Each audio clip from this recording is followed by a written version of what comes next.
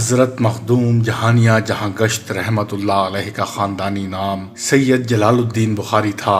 آپ رحمت اللہ علیہ صحیح النسب سید تھے اور آپ کا سلسلہ براہ راست سیدنا حضرت امام حسین رضی اللہ تعالی عنہ تک پہنچتا ہے۔ سید جلال الدین بخاری 14 شعبان المعظم 707 ہجری کو بامقام اوچ ضلع بہاولپور میں پیدا ہوئے۔ مغل شہزادے دارا شکوہ نے اپنی مشہور تصنیف سفینۃ الاولیاء میں یکم شعبان کو آپ رحمت اللہ علیہ کی تاریخ ولادت قرار دیا ہے۔ مخدوم جہانیہ رحمت اللہ علیہ کا خاندان کئی پشتوں سے تصوف اور روحانیت کی دنیا میں ممتاز مقام رکھتا تھا۔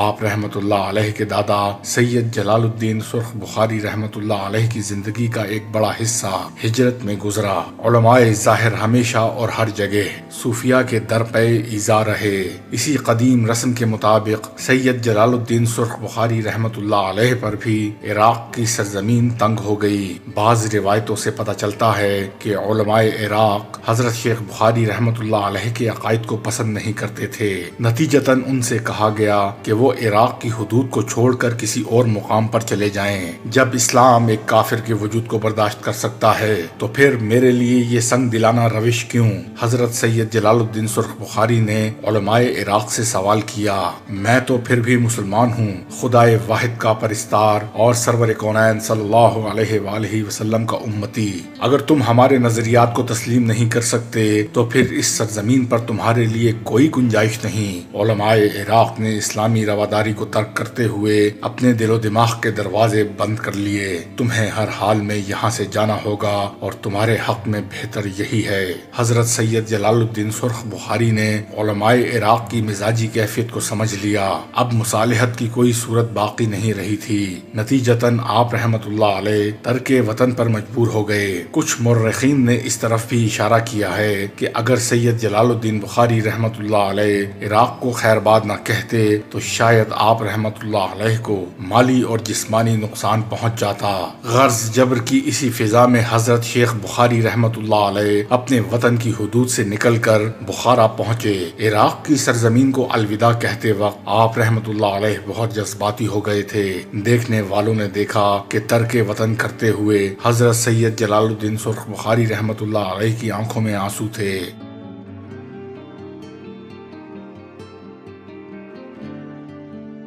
حضرت شیخ کا خیال تھا کہ وہ علوم و فنون کی سرزمین بخارا کی کشادہ آغوش میں سما جائیں گے، مگر ان کی اس خواہش کی تکمیل نہ ہو سکی۔ مردانیوں نے حضرت سید جلال الدین سرخ بخاری کو اس قدر تنگ کیا کہ آپ رحمت اللہ علیہ تھوڑے ہی عرصے میں اس شہر سے بیزار ہو گئے۔ پھر وہ دن بھی آیا کہ حضرت شیخ نے بخارا کو خیر بات کہا اور کابل تشریف لے آئے۔ چند ماہ سکون سے گزرے، مگر جب علماء کابل کو معلوم ہوا کہ یہاں عراق سے آیا ہوا ایک صوفی گوشہ نشین ہے تو بعض اہل علم نے حضرت جلال الدین سرخ بخاری سے ملاقات کی۔ پھر یہ رسم و راہ بڑھتی چلی گئی۔ حضرت شیخ رحمت اللہ علیہ بھی علماء کابل کی مجلسوں میں شریک ہونے لگے۔ آپ کا خیال تھا کہ سرزمین کابل آپ کے لیے عافیت گاہ ثابت ہوگی، لیکن جیسے ہی مقامی لوگوں کو آپ رحمت اللہ علیہ کے نظریات کا علم ہوا تو پیشانیاں شکنوں سے بھر گئیں اور چہروں پر ناگواری کے آثار نمایاں ہو گئے۔ آخر ایک روز علماء کی ایک جماعت نے حضرت بخاری رحمت اللہ علیہ کو تنبیہ کرتے ہوئے کہا، یا تو اہل کابل کے سامنے اپنے نظریات سے تائب ہو جاؤ یا پھر خاموشی کے ساتھ یہاں سے کہیں اور چلے جاؤ۔ حضرت جلال الدین سرخ بخاری اپنے نظریات ترک کرنے پر آمادہ نہیں تھے۔ مجبوراً آپ رحمت اللہ علیہ کو کابل بھی چھوڑنا پڑا۔ اغوانوں کی سرزمین چھوڑنے سے پہلے آپ رحمت اللہ علیہ بہت پریشان نظر آ رہے تھے۔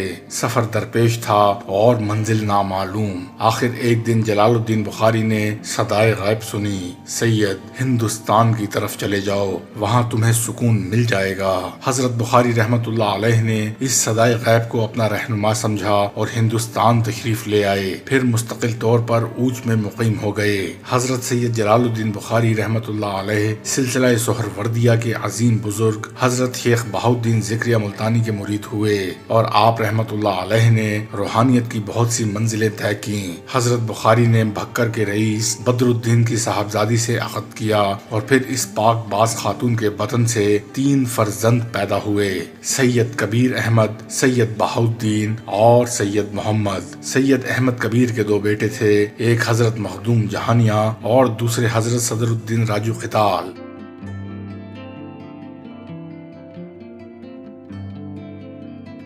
حضرت مخدوم جہانیہ رحمت اللہ علیہ نے ابتدائی تعلیم حضرت شیخ جمال محدث اور اوچ کے قاضی حضرت علامہ بہاؤالدین سے حاصل کی۔ جب حضرت مخدوم جہانیہ 7 سال کے ہوئے تو والد محترم آپ کو لے کر حضرت شیخ جمال الدین رحمت اللہ علیہ کی خدمت میں حاضر ہوئے، جو اپنے وقت کے مشہور بزرگ تھے۔ حضرت شیخ جمال خاندان رحمت اللہ علیہ کی خانقاہ میں عقیدت مندوں کا ہجوم تھا۔ حضرت شیخ کسی موضوع پر تقریر فرما رہے تھے، حالانکہ اس وقت حضرت جہانیہ جہاں گشت کا دور طفلی تھا، مگر دیکھنے والوں نے دیکھا کہ انتہائی نو عمری میں بھی آپ پورے انہماک کے ساتھ حضرت شیخ جمال خاندان کی تقریر سن رہے تھے۔ پھر جب درس ختم ہوا تو خانقاہ کے دستور کے مطابق حاضرین میں کھجوریں تقسیم کی گئیں۔ حضرت شیخ کے خدمتگاروں نے ایک 7 سالہ بچے کو بھی تبرک دیا۔ پھر جب دوسرے لوگ خانقاہ سے چلے گئے تو حضرت شیخ جمال خاندان نے مخدوم جہانیہ کی طرف دیکھا۔ آپ رحمت اللہ علیہ اس وقت کھجوروں کی گٹھلیاں کھا رہے تھے۔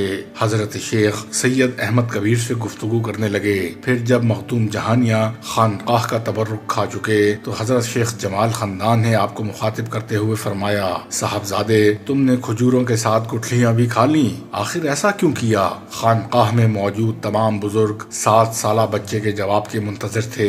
پھر جب مخدوم جہانیہ رحمت اللہ علیہ نے حضرت شیخ جمال خاندان کے سوال کا جواب دیا تو حاضرین مجلس حیران رہ گئے۔ مجھے یہ کھجوریں آپ کے دست مبارک سے عطا ہوئی تھیں، مجھے اچھا نہیں لگا کہ اس تبرک کی گٹھلیاں زمین پر پھینک دوں۔ حضرت مخدوم جہانیہ نے نہایت ادب سے عرض کیا۔ ایک طفل 7 سالہ کا جواب سن کر خانقاہ میں موجود بزرگوں کو تعجب ہوا اور حضرت شیخ جمال خاندان کے ہونٹوں پر تبسم ابھر آیا۔ پھر حضرت شیخ رحمت اللہ علیہ نے مخدوم جہانیہ کو اپنے قریب بلایا اور سر پر ہاتھ رکھ کر انتہائی جذب و شوق کے عالم میں فرمایا، تمہاری ذات سے درویشی کو فروغ حاصل ہوگا اور تم اپنے خاندان کا نام روشن کرو گے۔ اس واقعے سے اہل نظر کو اندازہ ہو گیا تھا کہ حضرت مخدوم جہانیہ کون ہیں اور مستقبل میں آپ کا روحانی مقام کیا ہوگا۔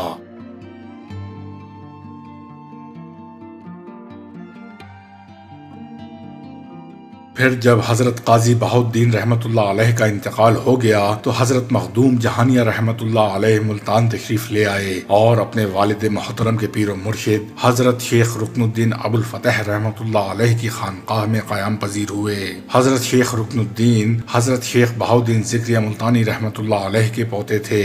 آپ رحمت اللہ علیہ مخدوم جہانیہ کے ساتھ نہایت شفقت اور مہربانی سے پیش آئے اور اپنے حقیقی بھانجے مولانا موسیٰ کو ہدایت کی کہ وہ مخدوم جہانیہ کی تعلیم و تربیت کا خاص خیال رکھیں۔ مولانا موسیٰ کے علاوہ ایک اور عالم دین مولانا مجدد الدین نے بھی مخدوم جہانیہ کو اہم مذہبی کتابوں کی تعلیم دی۔ حضرت مخدوم جہانیہ کے بارے میں مشہور ہے کہ آپ علم کی بے پناہ طلب رکھتے تھے، پھر یہی طلب آپ رحمت اللہ علیہ کو بیرون ہندوستان لے گئی۔ اہل نظر اندازہ کر سکتے ہیں کہ آج سے 700 سال پہلے دور دراز علاقوں کا سفر کرنا کس قدر دشوار تھا، مگر یہ علم کی پیاس ہی تھی جو حضرت مخدوم جہانیہ کو ہر وقت بے قرار رکھتی، اور اسی تشنہ لبی کو دور کرنے کے لیے آپ رحمت اللہ علیہ نے بے شمار صعوبتیں برداشت کی، ہزاروں میل پیدل سفر طے کیا، کبھی خاردار جنگلوں میں اور کبھی تپتے صحراؤں میں، پاؤں آبلوں سے بھر جاتے اور موسم کی سختیاں آپ کے چہرہ مبارک کو جھلسا دیتی، مگر حصول علم کی خاطر ایک طالب علم کا یہ سفر جاری رہا۔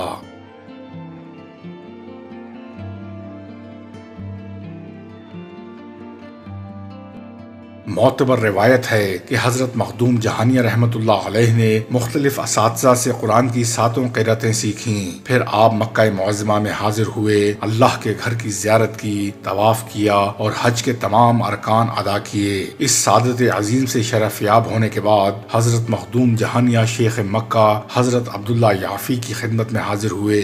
بہت دن تک اس مرد جلیل کی صحبتوں سے فیض یاب ہوئے اور حدیث و فقہ کی اہم ترین کتابوں کا درس لیا۔ پھر آپ مدینہ منورہ حاضر ہوئے، خاک مدینہ کو سر پر سجایا اور آنکھوں میں لگایا، روضہ رسول صلی اللہ علیہ وآلہ وسلم پر اس طرح حاضری دی کہ اشکوں کے دریا بہہ گئے۔ پھر شیخ مدینہ عبداللہ مطری کی خدمت میں حاضر ہوئے اور اس مرد کامل سے سہاستہ پڑھی۔ حضرت شیخ عبداللہ مطری رحمت اللہ علیہ آپ پر بے پناہ شفقت فرماتے۔ ایک بار حضرت مخدوم جہانیہ نے اپنی مجلس درس میں حضرت شیخ عبداللہ مطری کی محبتوں کا ذکر کیا تو آپ کی آنکھیں آنسوں سے لبریز تھیں۔ حضرت مخدوم جہانیہ نے فرمایا، میں حضرت شیخ عبداللہ کی نوازشات کا کیا بیان کروں، وہ رحمت للعالمین سرکار دو عالم صلی اللہ علیہ وآلہ وسلم کے شہر مقدس میں رہتے ہیں، اس لیے طالبان علم کے لیے خود بھی رحمت بن گئے۔ حضرت شیخ تہجد کے وقت میرے حجرے میں اس طرح تشریف لاتے کہ آپ کے ایک ہاتھ میں چراغ ہوتا اور دوسرے ہاتھ میں کھانا۔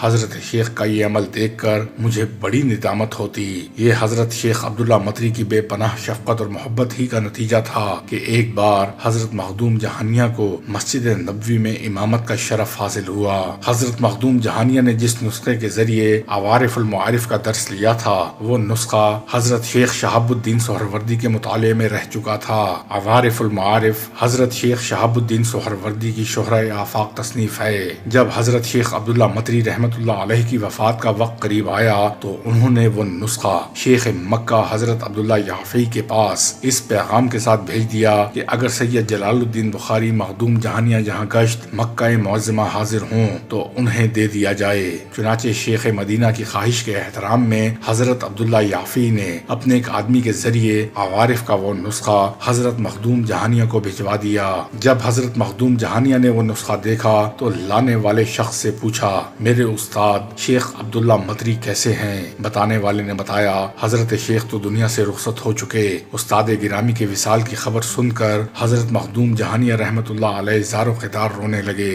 پھر جب دل کی حالت کچھ سنبھلی تو آپ نے اپنے مہمان سے کہا، تم نہیں جانتے کہ دنیا سے کون شخص اٹھ گیا، وہ میرے استاد بھی تھے اور محسن و غمخوار بھی۔ ایک بار میں نے حضرت شیخ سے عرض کیا تھا کہ مجھے عوارف کے اس نسخہ خاص کو دیکھنے کی بہت خواہش ہے۔ جواب میں استاد گرامی نے فرمایا تھا، کچھ انتظار کر لو، انشاءاللہ یہ نسخہ بہت جلد تم تک پہنچ جائے گا۔ پھر روز و شب کے ہنگاموں میں میرے ذہن سے بھی یہ بات نکل گئی، مگر استاد گرامی کی محبت کا شکریہ کیسے ادا کروں؟ آپ رحمت اللہ علیہ نے بیماری کی سختیوں میں بھی میری اس خواہش کو یاد رکھا۔ خدا حضرت شیخ کی قبر کو نور سے بھر دے اور ان پر بے مثال رحمتوں کو نزول فرمائے۔ پھر کچھ دن بعد حضرت مخدوم جہانیہ عراق پہنچ کر حضرت شیخ شرف الدین محمود شاہ تستری کی خدمت میں حاضر ہوئے۔ حضرت شیخ شرف الدین محمود حضرت شیخ شہاب الدین سہروردی کے خلیفہ تھے۔ آپ رحمت اللہ علیہ نے انہی سے عوارف کا درس لیا۔ حضرت سید علاؤالدین علی بن سعد حسینی کا بیان ہے کہ حضرت مخدوم جہانیہ 188 علوم میں کامل مہارت رکھتے تھے۔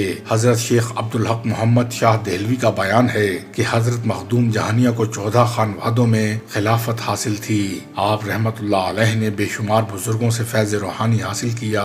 حضرت مخدوم جہانیہ نے تمام اسلامی ممالک کی سیر و سیاحت کی، اسی وجہ سے آپ کو جہاں گشت بھی کہا جاتا ہے۔ اسی دوران حضرت مخدوم جہانیہ نے 36 بار حج کی سعادت حاصل کی۔